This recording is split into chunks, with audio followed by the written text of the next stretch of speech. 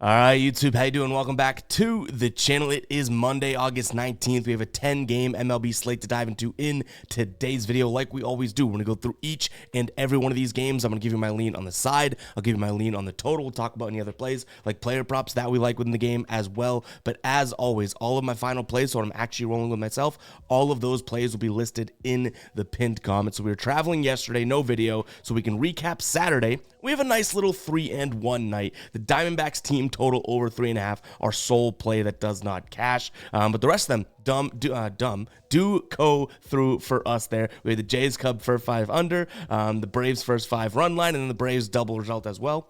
Those 3 were nice enough to cash. Now the ride of the day, we don't have a graphic for it, but Keith did not come through with the Yankees run line. But how mad can we be at Keith, right? He cashed 2 plays prior to, so he goes on a 2-win streak and then loses the third. It ain't all that big of a deal. Still shout out to Keith for the attempt. But if you guys don't know what the ride of the day is, it is simple. All you have to use is that hashtag ride of the day or ROTD in the comments of this video. Give me your favorite play or plays out there if you want to do a parlay or something, but give me your favorite play down in the pinned comments. I'm jumping on board with one person's pick and giving you a shout out in the next video, win or loss. If you win, we keep shouting you out and keep riding with your plays for the next day. If you lose, we got to talk about it and you got to own up to it, right? So go ahead and drop your ride of the days in the comments. I pick the comment that has the most likes. That's the one that we end up rolling with here. But all right, let's go ahead and jump into actually, before we do get into the slate, I do want to say we still have our NFL Survivor contest open right now. If we fill this pool up, we're going to have a prize pool of, I believe, $2,700. So go ahead and check it out. If you don't know what a Survivor contest is, it is really, really simple, really, really fun. You just pick a team to win outright each and every week of the NFL season. If that team wins, you advance to the next week. If that team does not win, you are out. You didn't survive. The catch is you can only use one team once per the season. So go check it out. It's a $10 entry fee. You can enter up to 5 times. So you can have 5 different entries in there. So go ahead and check it out, guys. That link is in the pinned comment. But now, let's go ahead and jump into the slate. Hit that like button, hit that subscribe button. Let's get going here. Starting it off with Miami taking on Arizona. So Arizona coming off of what we wouldn't consider their best series against Tampa Bay, losing 5-4, 6-1, 8-7. Kind of shocking there. Miami coming off of a series in which I guess you might expect the results here. They lose 7-3, 4-0, and then win 3-2 to the Mets. So neither one of these teams are in their best form as of right now. I will say Arizona better, at home than on the road this season. They were on the road against Tampa Bay, but, they're on the road again here against Miami. But look at the odds. You look at Arizona right now, they're minus 200, even though they lost 3 straight games here in a sweep. So I do think that they bounce back in this spot. On the mound for Arizona, you have Brandon Pfaadt going up against, I saw Bellozo at one point, but I don't think it's him. I just saw another name, Adam Euler. So Brandon Pfaadt's probably the starting pitching advantage here over Aller, who I think he's coming up from AAA Jacksonville today. So to me, this is probably an Arizona spot, but those odds make it a little tough to get there. Maybe we look into another Arizona team total. We've cashed a few of those recently, did end up losing it on Saturday, but overall, 3.5, 2.5, depending on what we can get, 3.5 or 4.5, depending on what we get for the odds there. I don't necessarily mind it. Arizona's still batting well, even though it didn't look all that tremendous in that last game, or actually, I guess it would be in one of those games against Tampa Bay, right? Averaged 5th in the last 30 days against righties. That's if Aller's starting. He's a righty. WRC plus first in OPS, first in ISO, first in slugging. So they can put up some big numbers still here. I like their team total over. In terms of a full game total, I don't necessarily think Miami carries their weight today. Their offense hasn't really impressed me. Even looking at what they did in that New York series, right? 3-0-3. So maybe if you can go team total under 3.5 or something like that, or maybe that's a same game parlay move. Miami's team total under, you can juice it up to 5.5, something like that, and Arizona money line, maybe getting some good odds. That's probably how I'd look at this game. So keep an eye on the pinned comment to see if we kind of finagle something in here with this game. All right, next up, we have Toronto taking on the Reds here in this spot. On the mound for Toronto, looks like it's going to be Kevin Gausman going up against Julian Aguilar here for the Reds. I do think Gausman has had his, I say in every single video that, he's starting, and I say he's had his ups and downs this season. He's actually looked okay on the road at times, but at home, he's kind of struggled. Now, he's had some tough matchups there, give him credit, but I don't necessarily sit here and think that the Jays should be worth minus 160 166 or minus 165 or anything like that. So even though this pitcher here on the mound for Cincinnati, Julian Aguilar, I think it's his first start of the season, at least. May even be his MLB debut. I could be wrong there, but pretty sure it's his first start of the season. Like, that doesn't scare me that much against the Toronto offense. That's kind of been middling overall against righties. But I just don't necessarily think that, excuse me, I just lost my train of thought. I just don't necessarily think that the Toronto Blue Jays are worth this price tag. You look at what they've done recently, right? 6-5 loss, 3-2 loss, and then they win 1-0. Like,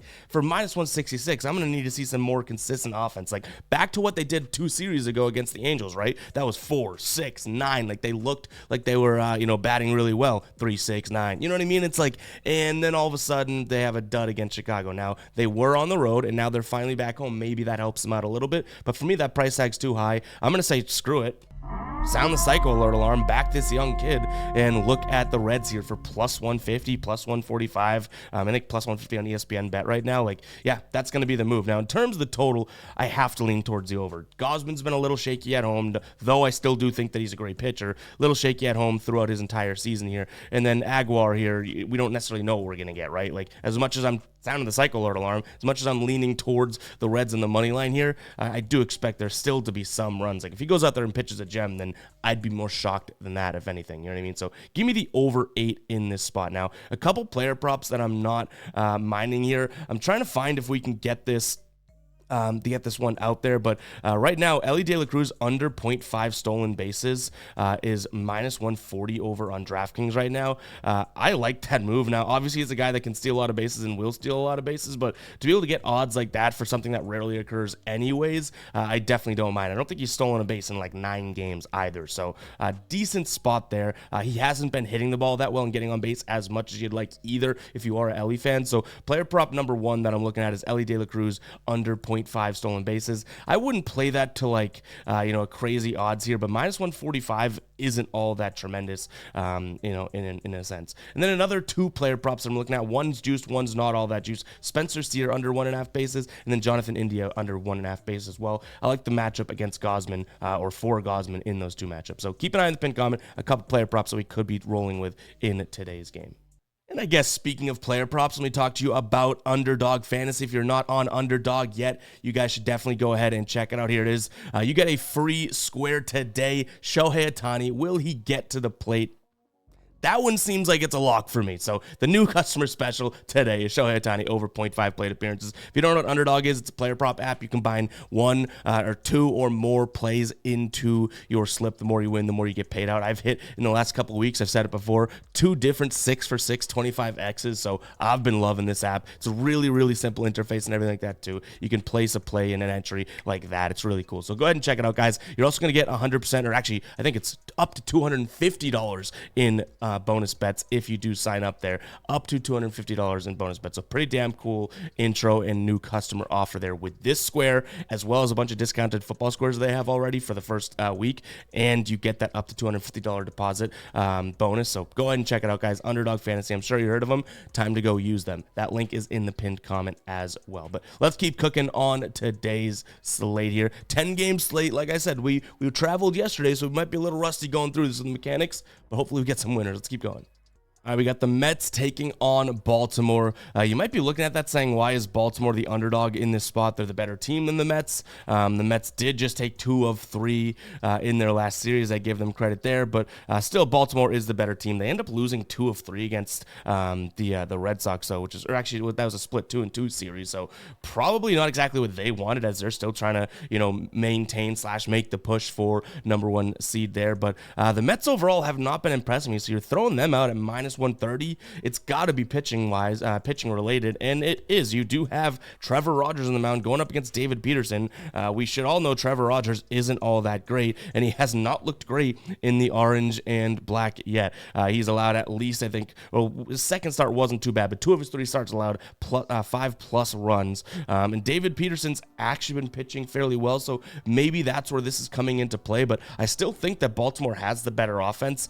They hit the fastball well. Peterson's Bregman's going to throw a lot of that. They hit the sinker, okay, middle of the pack. He's going to throw a lot of that. The slider they hit, okay, 14th, runs above average this in the last 30 days, actually. And they hit the changeup really well. So it's like all of the pitches he's going to throw are pretty decent pitches for this Baltimore club. So maybe this is a spot in which we say, okay, maybe we look at Baltimore team total over, or screw it and say, let's go with Baltimore, with the money line here for plus money. I do think that they have the better offense. In fact, 11th against lefties in the last 30 days in average, 5th in WRC plus, ISO 14th, but then you go to slugging in 8th. You look at what the Mets have done against lefties, Trevor Rogers being a lefty, their average just 239 last couple days, their ISO 165, slugging 403, on base 299, so nothing too surprising there, right? So if Baltimore's offense can work, I don't necessarily think the Mets, even though Trevor Rogers stinks out loud, I don't necessarily think the Mets are going to put up a big number here. So maybe it's Baltimore team total over, or just saying let's swing for plus money with the better offense and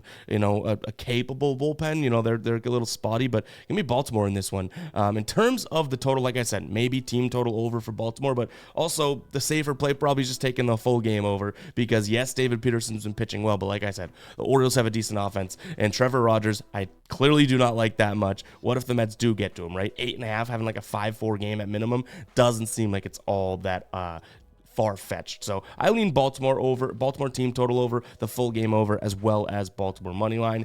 Keep an eye on the pinned comment. This is like a sticky game, not exactly my favorite spot, but definitely some spots on which kind of intrigue me a little bit. All right, Texas taking on Pittsburgh. I don't think Texas's starter is confirmed yet, but I'm seeing Jose Urena here going up against Luis Ortiz. In terms of Ortiz, he's been pitching kind of hit or miss. He has a couple good starts in his last 5, a couple really bad ones in his last 5. You can make the same argument about Urena here as well. So I don't know if there's a strong pitching advantage on either side here, but I do think Texas has the better offense. And if it is Jose Urena pitching, he's going to throw a ton of sliders. And then his next pitch is the sinker. Pittsburgh, in terms of batting those pitches, 24th in runs above average last 30 days per 100 sliders thrown, and then all 100 per 100 sliders seen, and then 27th against the sinker. So his pitch mix does not all it doesn't look like that Pittsburgh's going to really touch him up that much. So maybe we have a decent start from Urena here. I think at minus 120, minus 125 odds for Texas, you have them at home, the team that I'd consider the better offense in the first place. That could definitely be something we roll with. Now, both of these bullpens are super touchy and volatile, so maybe you just kind of condense this one into the first 5 and say Texas first 5 money line. That way we don't have to worry about them blowing the bullpen or anything like that. Now, they are, like I said, both bad, so if you want to go full game, you get better odds. I don't necessarily hate it, but overall, I don't sit here and maintain the idea that Texas's bullpen can kind of, come in and go.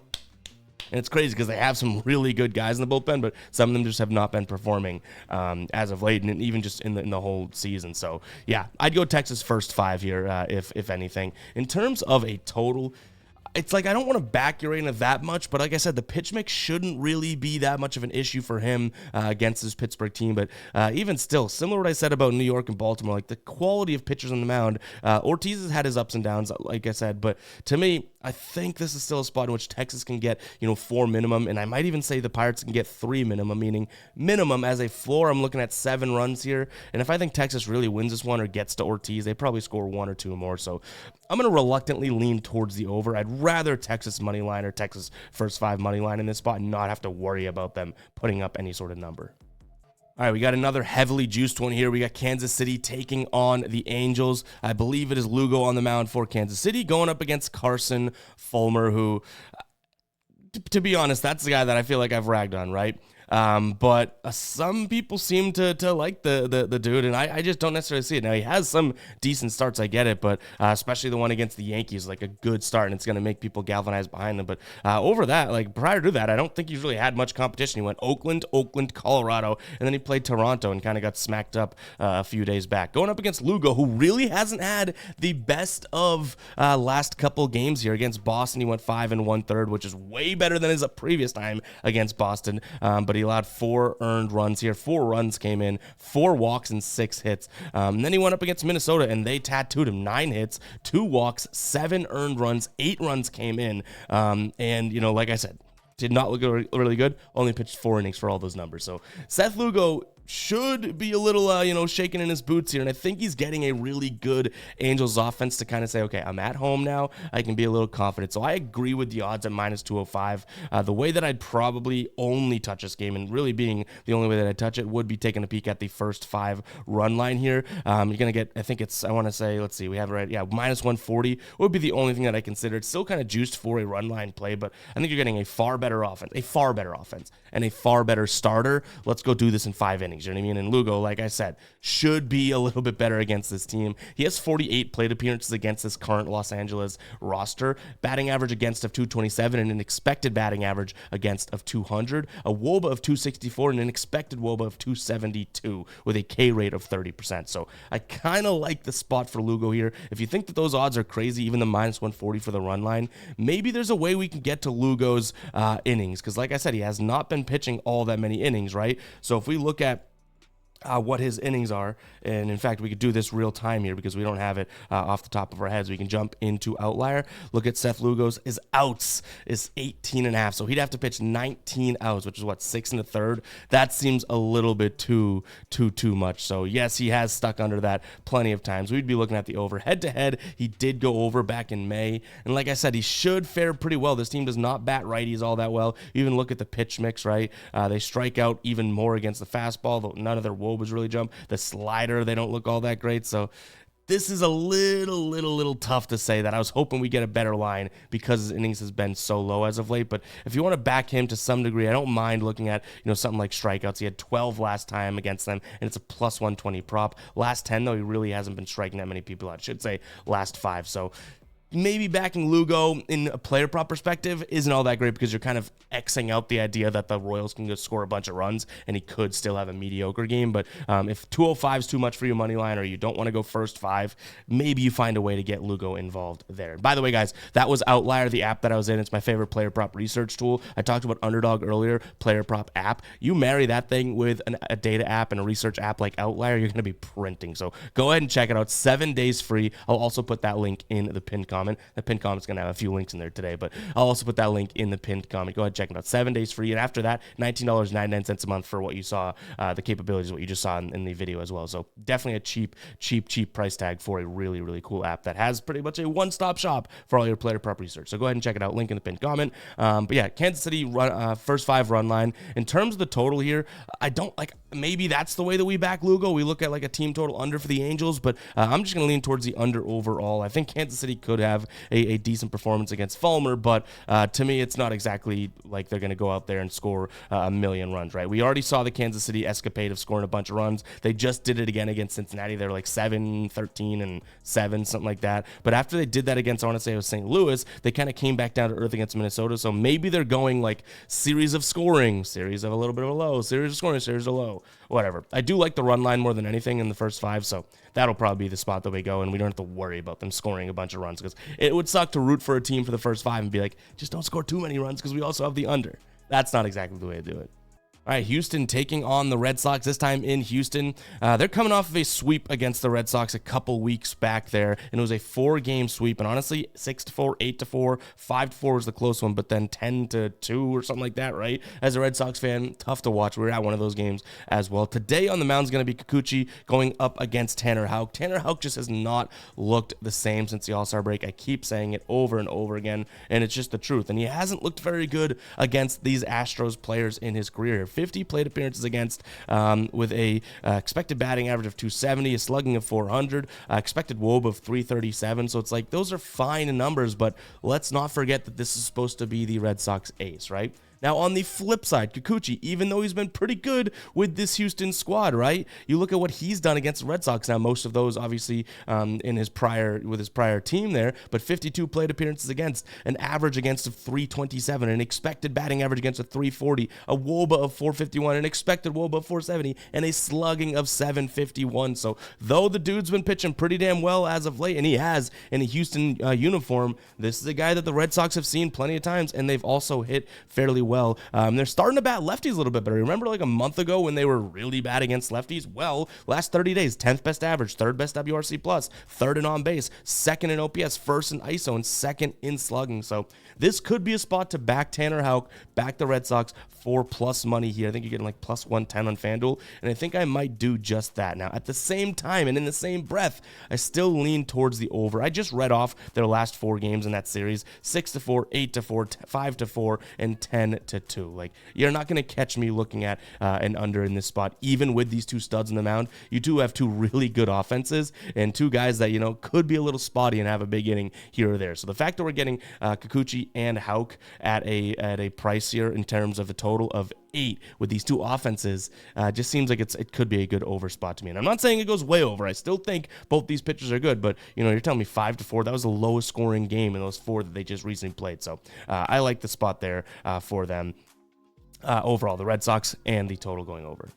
All right, Oakland taking on Tampa Bay. We just talked about Tampa Bay. Pretty damn good series against Arizona. We got to give them credit there. Oakland losing, I believe their last game was against San Francisco, and they won 2 of 3 against the Mets prior to that, so good for them. Today, Boyle's on the mound going up against Taj Bradley, but it's Taj Bradley on the road, and I keep saying this with Tampa Bay. It obviously bit us in the ass with the Arizona series, but I'm still not like overly fond of Tampa Bay against righties, though Boyle is a righty. He really isn't the best of pitchers here, but I don't know if I'm loving the odds in terms of what we'd have to look at for this price tag here. So right now, if you wanted to go with, say, Tampa Bay and Taj Bradley because they have the better, I guess you could say better pitcher for sure, even though he's on the road. But for minus 130 seems a little bit out there. Oakland's won just as many, if not more games in their last 10 for plus money at home. I think we'd have to worry about Boyle, no kidding. But to me, I don't necessarily hate the idea of looking at an Oakland team in which I think their offense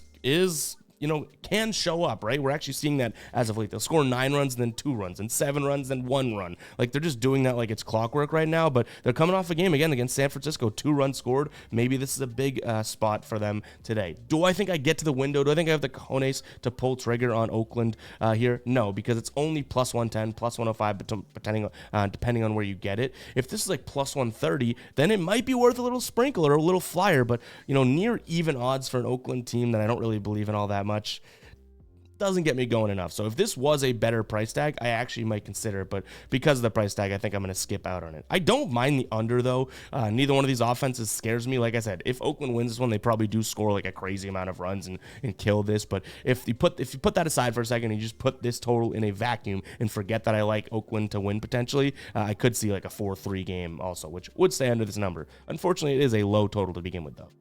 All right, San Diego taking on Minnesota here. San Diego coming off of a rough series against Colorado. They actually lose that series. Colorado wins 2 of them, and San Diego wins 1, which is tough to see. Now, Minnesota looked pretty good in their last series. They win 3 of 4 against Texas.